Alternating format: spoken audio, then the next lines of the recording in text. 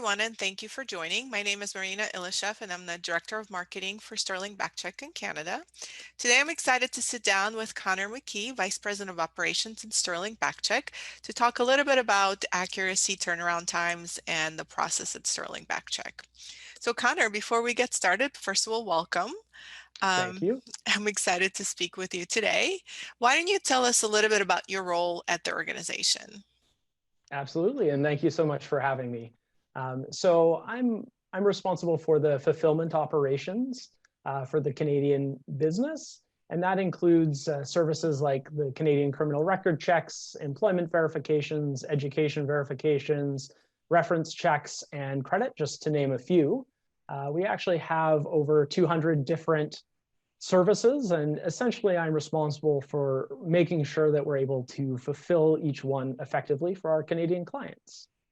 I'm also responsible for integrations and specifically integrations from our ATS partners. So ATS stands for Applicant Tracking Systems for anyone that doesn't know. And some of those include Workday, SAP SuccessFactors, iCIMS. There are, of course, many others as well. And we also integrate through our Sterling API, which is an open API and allows companies to connect to us directly through their platforms if they want to. And finally, I'm responsible for client onboarding, which includes the account creation. It includes demos. And it really just sort of takes any new clients or contacts through the packages that they might be ordering, makes sure that they're comfortable with the system and how everything works, answers all the questions, and really the focus is to make sure that they can have a nice smooth transition from whatever system they're using right now to using our platform and ordering services through us. Great. So Conor, if I remember correctly, you've been with the organization for what, 14 years now? Yeah, it's been a while. Well, given your experience, you've seen a lot in the industry. What do you think have been some of the biggest changes in the background screening industry? Yeah, so there's been quite a lot of changes over that time period. Yeah, I can imagine. Yeah, absolutely. So I actually started as a reference taker with the organization. So I do have quite a firsthand view of some of the challenges that we used to have to go through back then. And one of the big changes is really how forms were filled out by candidates. So back then, pretty much everything was filled out by hand in pen at the candidates, at the office of the client generally. And then that information was faxed or emailed into us. So pretty much everyone in operations had to be an expert in reading sort of messy handwriting, reading faxes that were maybe not the clearest. So that definitely presented some challenges at times, but now we have portals that candidates go into and enter all of their information digitally. So it really cleans that up quite significantly and obviously makes it a little bit of a nicer experience for candidates as well.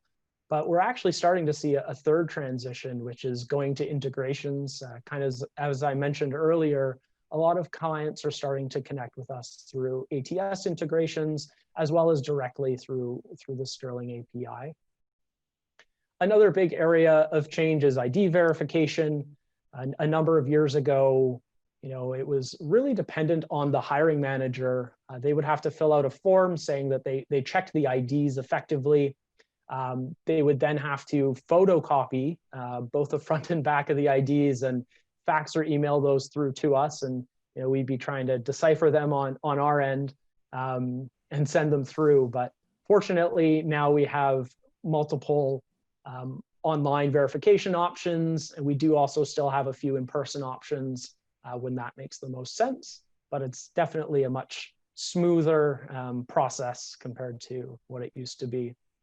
And then finally, one area that we've really had people in for a while, but it's kind of coming up more and more in the last few years is around privacy. So both clients and candidates are really interested in their privacy and how we're handling their data to make sure that we're only asking for information that's required to do the checks and make sure that we're storing everything in a way that's consistent with the privacy laws that we need to follow.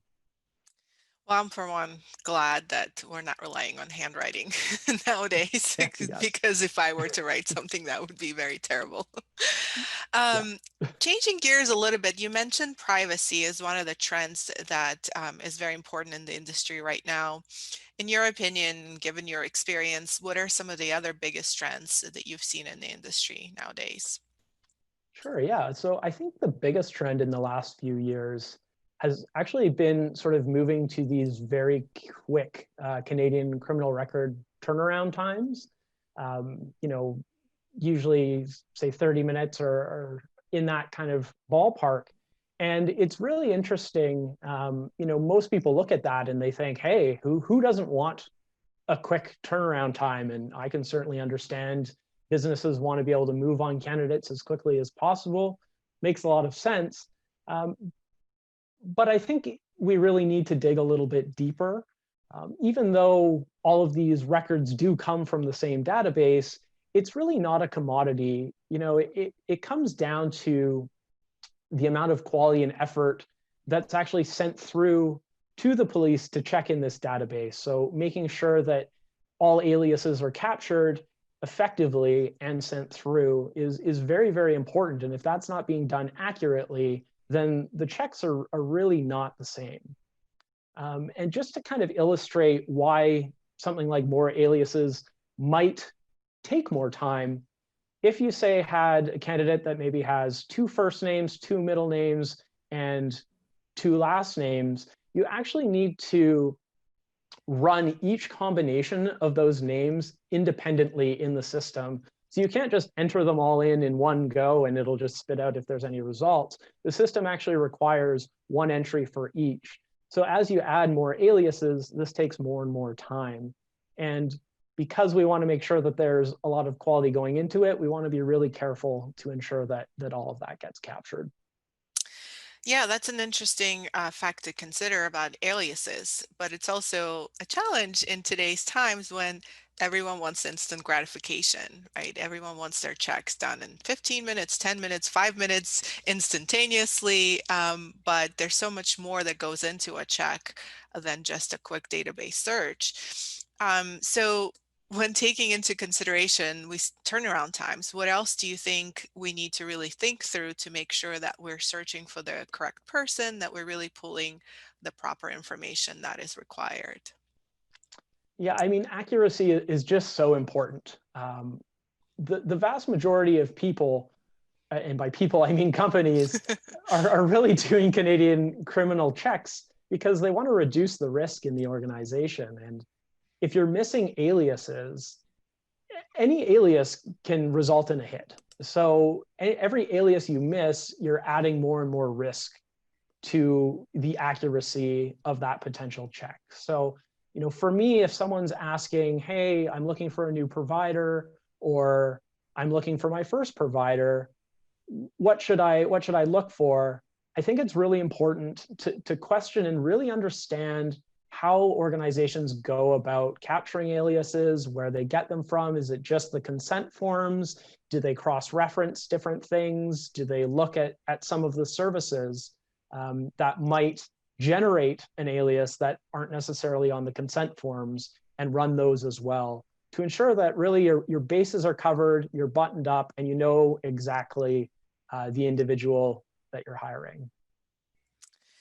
So that actually transitioned us a little bit to what Sterling Backcheck is doing. And you've mentioned providers, and why don't you tell us a little bit about how Sterling Backcheck is ensuring that organizations don't put themselves at risk? Yeah, absolutely. I'd be happy to. So the first thing is that we really try and push for continuous improvement, but we want to do so without sacrificing quality, because as I've mentioned, we just feel like quality is so important, especially with criminal record checks. We need to make sure that the quality is there.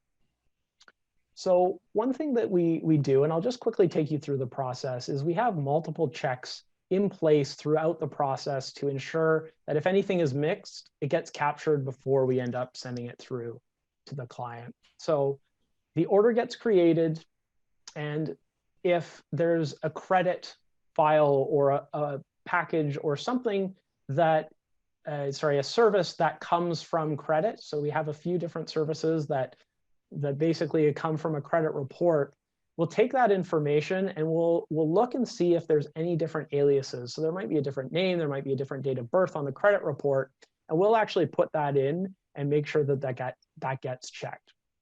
Once that's done, it gets sent off to the police, and the police do an initial check, and then we actually have someone do a confirmation of that check. And the reason that we do that is only police agencies have direct access to the CPIC. It's called the CPIC database, and that's where all the Canadian criminal record checks are stored.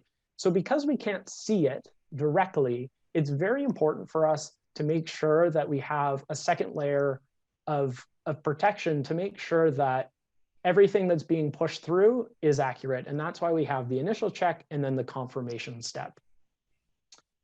Once it comes back from the police, we have a final quality check as well. And only after that is cleared do we send it off to the client.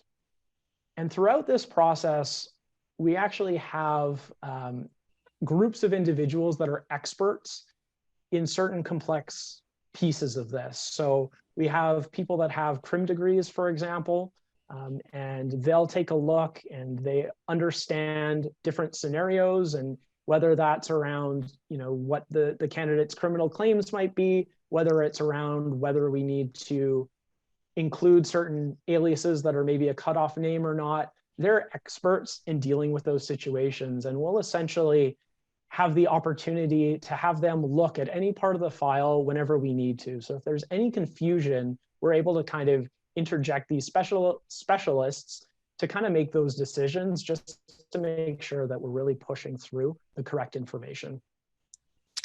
Interesting. So it sounds like your team is specialized in reviewing these files, and that you are putting special emphasis on the human checkpoint of the files. But are you excluding automation, or is automation a big part of your process as well? Automation is absolutely a big part of our process. We are actually starting, I shouldn't say starting, we've been using some automation for a little while now, and it's really interesting. It actually takes us through the exact same steps that I just outlined. It does everything the same way that we would do it, but we're able to push the quality extremely close to 100%. And this is something that we've done a lot of auditing. We've watched and audited every one of these files for a long period of time, and the quality is very, very near to 100%. But what it does is it makes it faster for us to get it through to the client, which is great.